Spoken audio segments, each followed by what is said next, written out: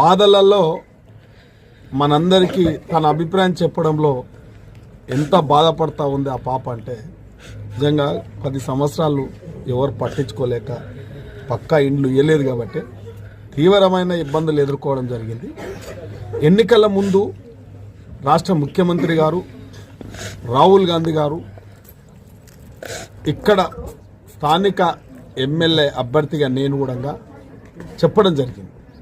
ఇందిరమ్మ రాజ్యం వస్తుంది, మళ్ళా పేదోళ్ళ ఇంటి కళ నెరవేరుస్తాం, ఇలా గిరిజనులకు పక్కా తండాలలో నూతన ఇందిరమ్మ ఇండ్లు నిర్మాణం చేస్తామని చెప్పి మాట ఇవ్వడం జరిగింది. ఆ మాట ప్రకారం ఆ తండా గిరిజనుల అమ్మల యొక్క ఆశీస్సుల వల్ల, పుల్చల్లకుంట యొక్క ఆశీస్సుల వల్ల నన్ను ఎన్నో విధాలుగా ఆదరించారు వాళ్ళు. నాకందరు కూడా తండావాసులు పెద్దోళ్ళు అందరు కూడా, అమ్మలు కూడా అందరు కూడా నాకు ఆశీర్వదించి నన్ను ఎమ్మెల్యేగా నన్ను ఎన్నుకున్నందుకు వారికి ఇచ్చిన మాట ఇలా తీర్చాలి కాబట్టి